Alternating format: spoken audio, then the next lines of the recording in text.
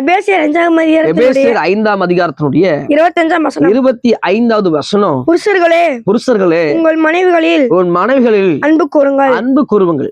வேதத்தினுடைய 2வது கட்டளை பாருங்க. உங்களுக்கு சகோதரமாரே உங்களுக்கு சொல்லுகிறேன், உங்க மனைவியை அன்பு கூற சொல்றாரு. இந்த வேதம் என்ன சொல்லுதுன்னா, ஏன் அப்படி அன்பு கூற சொல்லணும், மனைவியை ஏன் அன்பு கூற சொல்லணும்? இன்னைக்கு நிறைய சகோதரமார்களுக்கு மனைவி மேல அன்பு இல்லை. என்னங்க சொல்றீங்க, அவளுக்காக தான் வாழ்றேன், எல்லாமே அவளுக்காக தான் செய்யறேன்னு சொல்லலாம். நான் வீடு வாங்கி கொடுத்துருக்கிறேன், கார் வாங்கி கொடுத்துருக்கேன், நகை வாங்கி கொடுத்துருக்கேன், அதெல்லாம் ஓகே தான். ஆனா சாப்பாடு போடுறேன், ட்ரெஸ் கொடுக்குறேன், அதெல்லாம் ஓகே தான். உங்க மனைவி கிட்ட உங்க அன்பை காமிச்சிருக்கிறீங்களா? அன்புனா என்னங்க, லவ் பண்ணாமையே நான் வாழ்றேன் அப்படின்னு நீ சொல்லலாம். ஆனா வேதம் என்ன சொல்லுதுன்னா, அன்பு கூறுவாயாக. ஏன்னா பெண்கள் பலவிதமான பாண்டமா இருக்கபடினால நம்ம அன்பு கூறும்படி வேதம் சொல்லுது. நம்முடைய அன்புல நம்ம குறைந்து விடக்கூடாது. பெண்கள் பலவிதமான பாண்டம். கோபத்துல ஏதாவது அள்ளி கொட்டிட்டா கூட நம்ம அதை கூட என்ன பண்ணணும், அன்பு கூறணும்.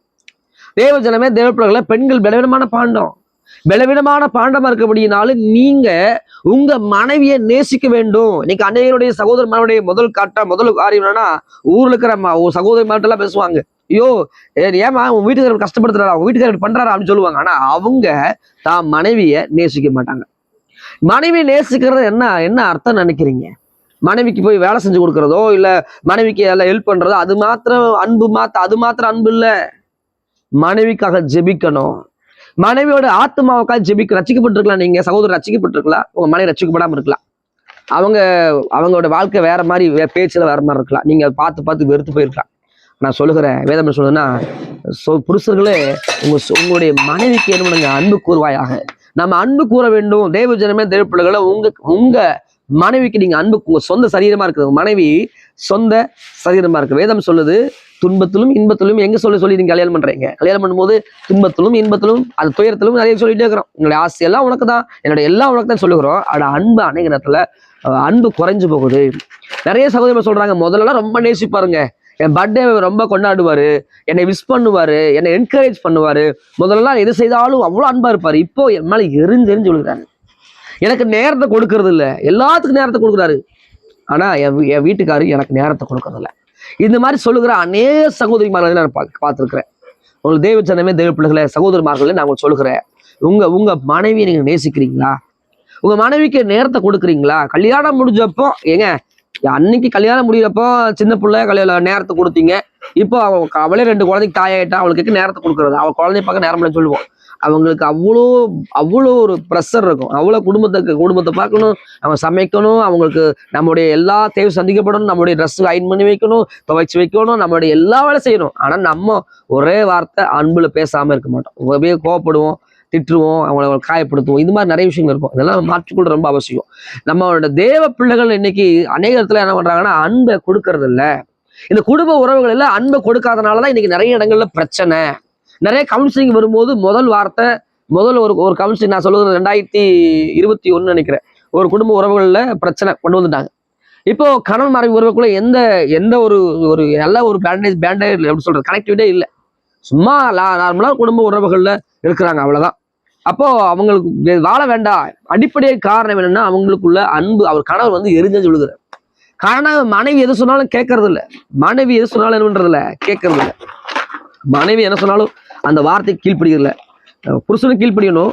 அன்புல அநேக நேரங்கள் சொல்றதை கேட்கணும். இன்னைக்கு அநேகர் சொல்றதை கேட்கறது இல்லை. நீ என்னடி சொல்றது, நான் கேட்கறது அப்படின்னு சொல்லுவோம். ஒரு குறிப்பிட்ட ஒரு அம்மா, ஊழியக்கார அம்மா சொன்னாங்க என்கிட்ட, அவங்க வீட்டுக்கார்ட்ட சொன்னாங்களா, இந்த காசு வச்சிருக்கிறீங்க, இந்த இடத்த வாங்கி போட்டுருங்கனாங்களா.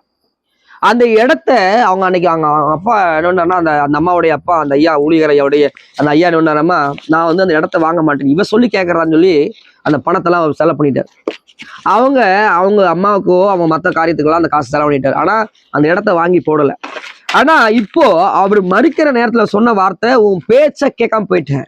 ஏன்னா அவருக்கு என்ன இல்லை, அந்த நேரத்துல இவன் சொல்றத கேட்கறதா அப்படின்னு சொல்லி அந்த கேட்காம போயிட்டாரு. கேட்காம போனனால அதுல இன்னைக்கு கஷ்டப்படுறாங்க. தேவ ஜனமே, தேவ பிள்ளைகளை சொல்லுகிற, உங்க வாழ்க்கையில உங்க மனைவி பலவீனமான பாண்டமா இருக்கலாம், பலவீனமான பாண்டமா இருக்கும். பைபிள் அப்படியே சொல்லுது, பெண்கள் பலவீனமான பாண்டம் தான் பைபிள் வேதமே சொல்லுது. ஆனா அதுல குறைகள் இருக்கும். குறை இல்லாத மனைவி இல்லவே இல்லை. எல்லா மனைவியும் சகோதரி மாட்ட குறை இருக்கும். ஆனா நான் என்ன சொல்றேன்னா, வேதம் என்ன சொல்றதுன்னா, நீங்க அன்பு கூறுவாயாக. எப்படி அன்பு கூற முடியும்? இப்படி பேசிட்டாளே, கோவம் வந்தா அவ ராக்காச்சி மாதிரி கத்துறா, கத்துன்னு கத்துறா, அவ பேசுறத தாங்க முடியல, அவ பேசுறது எல்லாமே அப்படி இருக்குது, மூட நாட்டம் பேசுறா, வார்த்தைகள்ல அலம்புறா, எப்பரா நேசிக்கிறத நீங்க நினைக்கலாம். ஆனா இந்த கல்வாரி சிலுவையில தன் ஜீவனை கொடுத்த ஏசாமி ஒன்று தகுதியே இல்லை, ஆனா நம்மளை நேசிச்சார், நம்ம மேல அன்பு காமிச்சார். எப்படி சாதாரண அன்பு காமிக்கலீங்க, கல்வாரி சிலுவையில ஒன்றும் தகுதி இல்லாத பாவமான நம்ம மேல அவ்வளவு நேசத்தோட அன்போட தன்னை ஜீவனை கொடுத்தார். அதுதான் அன்பு, கிறிஸ்துவோடைய அன்பு அதுதான். மனைவி மேல அவ்வளவு அன்பு செலுத்தணும், அவ்வளோ ஐக்கியமா இருக்கணும். மனைவிக்கு நம்முடைய நினைக்கிறது தெரிய வேண்டும், அதுதான் குடும்ப உறவுகளிலே. நீங்க நினைச்சீங்களா, நான் நினைச்சீங்களா, அதுதான் ஒரு ஐக்கியம். ஒரு மனம் உண்டாகணும், ஒரு மனம். ரெண்டு பேர் பேசும்போது மனைவி சொல்றதை கேட்கணும், கணவன் சொல்றதை கேட்கணும், ரெண்டு பேருக்குள்ள அன்பு ஐக்கியம் பெருகணும். அதுதான் குடும்ப உறவுகள். இன்னைக்கு நிறைய இடங்கள்ல குடும்ப உறவுகள் என்ன பண்றது இல்ல, இப்படிப்பட்ட உறவுகள் இல்லவே இல்லை, இப்படிப்பட்ட உறவுகளோ இப்படிப்பட்ட சந்தோஷங்களோ இல்லை. இன்னைக்கு குடும்ப உறவுகளே ஏதோ ஒரு போயிட்டு இருக்கு, அப்படி இல்லை. குடும்ப உறவுகள் இல்லை, அன்பு பெருகணுங்க. நீங்க சகோதரமார சொல்ல, அவளுக்கு சாப்பாடு கொடுத்துட்டேன், ட்ரெஸ் எடுத்து கொடுக்குறேன், வேற என்ன பண்ணணும், அவளுக்கு எல்லாம் அன்பு செய்யறேன் அப்படின்னு சொல்லலாம். வார்த்தையில இதயத்துல இருந்து நீங்க நேசிக்காம வார்த்தையில போய் சும்மா நீங்க நேசிக்கிறேன்னு சொல்றதால ஒரு பிரயோஜனம் இல்லை. அப்போ நமக்குள்ள இருக்கிற சுபாவம் மாற்ற வேண்டும். குடும்ப உறவுகளிலே அன்பு கூறணும், மனைவியை அன்பு கூறணும். சரி, இது ஒரு விஷயத்த சொல்லுகிறேன். இது வேதத்தினுடைய 2வது கட்டளை. 3வது கட்டளை குடும்ப உறவுகளுக்கு தேவன் கொடுக்கிற எபேசியர் 6ஆம் அதிகாரத்தினுடைய 1ஆம் வசனத்துல இருந்து நாங்க வாசிச்சு அதையே தியானிக்க போறோம். பிள்ளைகளே, உங்கள் பெற்றோருக்கு கர்த்தருக்குள் கீழ்ப்படியுங்கள். பாருங்க, 3வது உங்களோடு கர்த்தர் பேசுற வார்த்தை, பிள்ளைகளே. யாருங்க? குழந்தைகளுக்கு தான் சொல்றாரு. பிள்ளைகளை உங்களுடைய அப்பா அம்மாவுக்கு என்ன நீங்க கீழ்ப்படிங்க. இன்னைக்கு மனைவி கீழ்ப்படியணும், பிள்ளைகள் மனைவி கீழ்ப்படியணும். அதே போல குழந்தைகளும் பெற்றோருக்கு. அதுல நிறைய குழந்தை என்ன பண்ணுவாங்கன்னா, அப்பாவை தனியா பிரிச்சிருங்க, அம்மாவை தனியா பிரிச்சிருங்க. ஒண்ணு இங்க வேணும்னா அம்மாட்ட போய், அம்மா அப்பா ஒண்ணு எனக்கு கேட்க மாட்டேங்கிறாரு, அப்பா சொல்றத கேளுங்கன்னு அம்மாவை பிடிச்சி அப்பாவை பிடிச்சலான்னு அந்த ஒரு குழந்தை போய் அப்பாவை பிடிச்சிக்கும். அப்புறம் யார் கீழ்ப்படினா, ஒரு சைடுல கீழ்ப்படி, ஒரு பக்கம் கேட்காது. இந்த மாதிரி உறவுகள் என்னைக்குமே டேஞ்சர். எப்பவுமே தெரிஞ்சுக்கங்க, பெற்றோருக்குன்னு சொல்லுது. பெற்றோர்னா கணவன் மனைவி 2 பேர்த்துக்கும் ஒரு குழந்தைகள் கீழ்ப்படியணும். ஒரு குழந்தை 2 குழந்தை இருக்குன்னா 2 குழந்தைகளும் 2 அப்பா அம்மாவுக்கு அவங்க கீழ்ப்படிஞ்சாகணும். நான் அம்மாவுக்கு சொன்னா கேட்பேன், நீங்க சொன்னா கேட்க மாட்டேன், இப்படி சொல்ற எத்தனை குழந்தைகள் இருக்காங்க நினைக்கிறீங்க? எத்தனையோ கவுன்சிலிங் வரும்போது அந்த பையன் சொல்றதோ கேட்கும்போது கேட்டா, எங்க அம்மா சொல்ற கேட்பேன், அவர் சொன்னா கேட்க மாட்டேன், அவங்க அப்பா கண்டா பிடிக்காது எனக்கு, எங்க அப்பா மேல எனக்கு நல்லா அபிப்பிராயம் இல்லை, அவர் சொன்னா கேட்க மாட்டேன், நான் எங்க அம்மா சொல்றதை கேட்பேன். இப்படி ஒரு பையன். இன்னொரு தம்பி பாவை கூட்டு வந்து ஜோம் பண்ணா, அந்த பையன் சொல்றான், நான் அப்பா சொல்றதை கேட்பேன், அம்மா சொல்றதை கேட்க மாட்டேன். இப்படி பிள்ளைகள் தன்னுடைய குடும்ப உறவுகளில தகப்பனையும் தாயை பிரிச்சு வச்சிடறாங்க. பிரிச்சு வச்சு நம்ம குடும்பத்தை என்ன பண்றாங்க, பிசாசு அப்படி தன்னை பிரிச்சுக்கிறது போல பிரிச்சுக்கிறாங்க. தேவ ஜனமே, தேவ பிள்ளைகள் சொல்லுகிற குடும்ப உறவுகளில் பிள்ளைகள் தகப்பனையும் தாயும் கீழ்ப்படிஞ்சே ஆகணும், அது நியாயம்.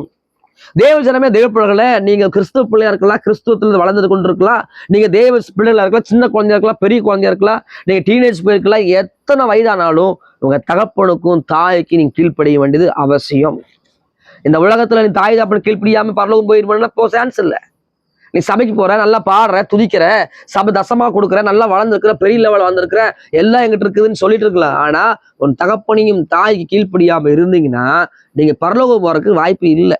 ஏன்னா உன்கிட்ட முதல் கட்டளையே தகப்பனையும் தாயும் கணவன்னு முதல் கட்டளையே இருக்குது. அந்த கட்டளையே நீ கேட்காம நீங்க சபைக்கு போயும் அங்க போயும் ஒரு பிரயோஜனம் இல்லை. நீங்க உங்க பிள்ளைகளா இருக்கிற நீங்க உங்க தகப்பனுக்கு தாய்க்கு கீழ்ப்படிய வேண்டும், இதுதான் நியாயம். இன்னொரு பாயிண்ட் கேட்கிறேன், இந்த பாயிண்ட் தாய் தகப்பனுக்கு